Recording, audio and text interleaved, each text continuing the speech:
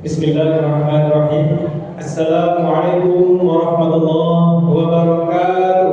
Waalaikumsalam warahmatullahi wabarakatuh. Innal hamdalillah nahmaduhu wa nasta'inuhu wa nastaghfiruh wa na'udzu billahi min shururi anfusina wa min sayyiati a'malina may yahdihillahu fala mudilla lahu wa may yudlil fala hadiya lahu. Asyhadu an la ilaha illallah wahdahu la syarika lahu wa asyhadu anna Muhammadan abduhu wa rasuluh la nabiyya ba'dahu. Yang kami hormati Ketua Pengurus Masjid Babur Rahmah beserta perangkatnya, yang kami hormati Ketua Ramadan beserta jajarannya, yang kami muliakan ayahanda, ibunda, adinda, sesungguhnya Allah Maha Pengasih, tak pernah pilih kasih. Jikalau kita hari ini sehat, Allah berikan nikmat iman dan nikmat Islam sehingga kita dapat sholat berjamaah, isya, tarawih dan witir nantinya. Dan sesungguhnya Allah itu Maha Penyayang, sayang yang tak terbilang. Jikalau kita hari ini masih memiliki orang tua, itu sebagai bentuk kasih sayang Allah kepada kita. Jikalau kita mempunyai anak yang soleh, itu juga suatu bentuk kasih sayang Allah kepada kita. Dan jikalau kita memiliki tetangga yang saling memberikan hadiah, sering memberikan makanan, itu juga nikmat kasih sayang Allah Subhanahu wa ta'ala. Bersyukur kita kepada Allah Subhanahu wa ta'ala, kita masih diberikan nikmat iman, nikmat Islam, nikmat qanaah, nikmat zuhud. Kita lebih mementingkan akhirat daripada dunia. Kita tinggalkan rumah kita siapkan baju kita sebaik-baik mungkin, sebagus-bagus mungkin untuk menuju rumah Allah ini dan menjadi tamu-tamu Allah. Selalu berikan salam senantiasa tercurahkan kepada baginda Nabi Muhammad sallallahu alaihi wasallam dengan lafaz Allahumma shalli ala sayyidina Muhammad wa ala ali sayyidina Muhammad. Nama Bapak Muhammad Iskandar MPD, Pak. MPDP itu gelar baru ya. Magister Pendidikan, alhamdulillah. Kita alumni di UIN-Suska Pendidikan Agama Islam S1, Pendidikan Agama Islam S2. Alhamdulillah kami diamanahkan oleh IMI Kota Pekanbaru Daerah Kemakmuran Masjid Indonesia untuk mengisi tausiah serta rohani Ramadan di Masjid Babur Rahmah ini. Adapun judulnya adalah budaya bersih. Bagaimana kebiasaan-kebiasaan agar bersih. Kita sering mendengarkannya ketika imam membacakan surat, dan ini selalu senantiasa dibacakan ketika sholat Jumat dan sholat subuh, dan dibacakan juga witir di rakaat pertama. Surat apa? Surat Al-A'la. Qad aflaha man tazakka. Sungguh beruntunglah orang-orang yang menyucikan dirinya. Wa zakara asma rabbih fasolla. Dengan mengingat Allah kemudian dia sholat. Kita telah aqimus sholat, dan ada beberapa kita sudah aqimus zakat. Kemarin juga disampaikan bagaimana cara peduli zakat. Dan hari ini kita budaya bersih. Awak karena bisa, karena biasa. Awak bisa karena biasa. Dan di waktu kecil pun kita diingatkan oleh orang tua. Nah, kalau pergi ke masjid pakai baju yang cantik. Nah, kalau pergi ke masjid pakai kopiah. Nah, kalau pergi ke masjid, kalau ada jubah pakailah jubah. Nah, kalau pergi ke masjid usahakan jangan pakai kaos. Apalagi kalau berlambang di sini, walaupun ada kata-kata di sini, partai pulang tuh kan. Nah, dibaca sama orang belakang. Iku mendukung partai nomor 5. Nah, tak khusyuk orang sholat dirinya. Kalau misalnya kita menggunakan kaos yang berwarna, apalagi bertulisan. Budaya bersih ini ada suatu ungkapan, Pak, tapi awak sering mengatakan ini hadis. An-nazafatul minal iman. Kebersihan itu dari iman. Ini tak ada hadisnya. Bahkan bukan hadis dhaif. Hadis dhaif itu adalah hadis yang lemah. Hadis maudhu itu adalah hadis yang palsu. Dan an-nazafatul minal iman, kebersihan itu sebagian dari iman. Ini tak ada hadisnya. Ungkapan ulama saja. Kalau misalnya kita pernah mendengar man yasra yahsud, man jadda wa jadda, man sabaru zahira, itu adalah ungkapan ulama saja, tapi tak ada hadisnya. Tetapi kalau kita ingin beriman, dan Allah itu maha indah dan menyukai keindahan, Di dalam Quran surat Al-Jumu'ah, hendaklah engkau pergi dan hendaklah engkau berpakaian yang indah ketika menuju rumah Allah, ketika engkau akan berhadapan sama Allah. Contoh sederhana saja, Pak.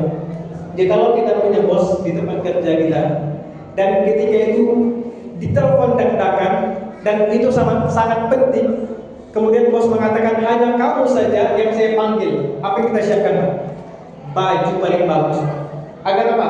Kesannya indah, kesannya agar ingat, dan kenangan itu akan teringat sama bos kita. Agar apa? Agar bos suka sama kita. Dan pertanyaannya, bagaimana cara Allah? Bagaimana cara kita agar Allah menyukai kita? Man ahabba, siapa yang ingin dicintai Allah, apa yasaba lahu fi rizqi, barang siapa yang ingin Allah lapangkan rezekinya, yang sa'alahu fi asari, dan Allah perpanjangkan umurnya. Perpanjang ini maksudnya Pak, berkah umurnya. Ketika dia hidup umur 0 tahun, ketika dilahirkan sampai umur 5 tahun, itu umurnya tak terlalu panjang, tapi mungkin berkah. Mungkin saja hari ini kita dipanjangkan umurnya, ada yang lebih dari 63 tahun, melewati jumlah angka dari Rasulullah SAW. Barangkali Allah ingin melihat bagaimana cara kita beribadah kepada Allah Subhanahu wa Ta'ala. Jemaah, oh jemaah, alhamdulillah. Ini tak pernah lepas nih Pak. Memang luar biasa Ustaz Maulana. Coba lagi, jemaah. Oh jemaah, alhamdulillah. Masya Allah. Bagaimana cara hidup bersih? Allah mengatakan, jikalau kamu ingin suci, kita sebelum sholat Pak, yaitu kita laksanakan tohar. Apa itu tohar? Bersuci. Sebelum kita sholat, maka yang kita lakukan adalah berwudu. Dan wudu pun ada tata caranya. Ada yang mengatakan ikut mazhab Hanafi, ada Maliki, ada Syafi'i, dan ada Hambali. 4 mazhab ini Pak alirannya. Karena kita tak bertemu sama Rasulullah, kita tak perlu bertemu sama sahabat, kita tak bertemu sama tabi'in, kita bertemu tabi'in. Dan ini adalah ulama-ulama mazhab. Mereka lah yang mencatatkan ini. Maka dari itu sebelum kita sholat kita berwudu. Wudu yang benernya itu Pak, yang lain banyak sunnahnya, yaitu kepala, tangan, dan kaki. 3 saja. Tidak ada rambut untuk kena itu Pak, tapi kepala dikatakan oleh Allah. Contohnya, tahu diri Abu Dzar Pak? Islam benar, la mu'allaf nih Pak, la mu'allaf itu berarti masuk ke dalam Islam, dari agama non-Islam menjadi agama Islam. Tidak ada rambutnya Pak. Kalau yang wudu ketika sholat, sana wudunya. Kalau orang mengatakan wudu itu wajib basahkan rambut, padahal sholat Islam ini. Nah, itu kayak gitu tuh Pak. Kalau misalnya telinga juga harus ikut, bagaimana dengan orang-orang yang tak sempurna tubuhnya, tak memiliki telinga, bagaimana Pak? Maka yang dikatakan Allah itu dari kepala, tangan, dan kaki saja. Maka ketika pun kita tak dapatkan air, maka Allah menyuruh kita apa? Tayamum. Apakah kita dalam keadaan yang sangat jauh, apakah di tengah hutan, ataupun tak ada orang, ataupun tak dapat air, kita krisis moneter, kemarau panjang, maka yang kita lakukan adalah 2. Basuhlah wajah dan tangan saja, kaki tak masuk. Caranya menepuk saja, apakah debunya atau tanahnya. Tapi jangan tanam bawah Pak, pohon boleh. Kalau tanam bawah tapi tanah itu Pak, kan bermasalah. Wudu tak sempurna, sholat pun batal. Maka dari itu budayakan hidup bersih. Sebelum kita sholat, maka kita berwudu. Dan sebelum kita ingin pergian dan menuju Allah untuk menjadi tamu-tamu Allah, maka kita harus bersih dulu. Mandi ini Pak, banyaklah model mandinya Pak. Yang sebelum Ramadan tiba, kita mandi balimau. Kalau orang-orang dulu katakan balimau ini, jeruk balimau itu Pak, dimasukkan ke dalam wadah, maka dicampur-campur, dan ada beberapa daun-daun yang dimasukkan tergantung adat istiadatnya. Maka itulah dikatakan mandi balimau. Kalau sekarang kan berbeda sih Pak. Ada sungai, tidak ada balimau mandi balimau namanya. Karena judulnya adalah mandi balimau bersama. Nah, ikuti judulnya. Dan nauzubillah, mandi balimaunya itu kalau dikerjakan dengan benar-benar mandi, ya alhamdulillah. Tapi kalau sekarang ada yang mengatasnamakan, apalagi pemuda-pemuda ini, Pak. Awak nak mandi balimau, Pak. Rizki nak mandi balimau, Ma. Kemana? Ke sungai. Sama siapa? Sama pacarku. Nah, salah. Di awal sudah bawa anak orang, kemudian mandi tak bukan mahramnya. Kemudian mandi pun bercampur antara laki-laki dan perempuan. Banyak sekali hal seperti itu. Tapi kalau misalnya melaksanakan mandi balimau, alhamdulillah, berarti kita mencoba untuk bersih, menjadi tamu-tamu yang mulia. Ramadan ini adalah tamu mulia. Ramadan ini adalah sayyidus suhur, penjuru dari segala bulan. Kalau dari Januari sampai Desember adalah bulan Masehi, sedangkan Muharram sampai Dzulhijjah, Dzulqa'dah adalah Hijriah. Dan Sayyidul Ayyam dari Senin, Selasa, Rabu, Kamis, Jumat, Sabtu, Sayyidul Ayyamnya adalah hari Jumat, penghulu dari segala hari. Sedangkan Ramadan adalah penghulu dari segala bulan. Maka dari itu untuk menyambut kedatangan Ramadan, kita bersihkan diri kita. Apakah mandi balimau tadi? Kemudian setelah itu bagaimana cara kita menjalani budaya bersih? Budaya ini dan setiap tempat yang kita lalui, makanya Allah mengatakan, Aku ciptakan kamu bersuku-suku, berbangsa-bangsa agar saling kenal mengenal.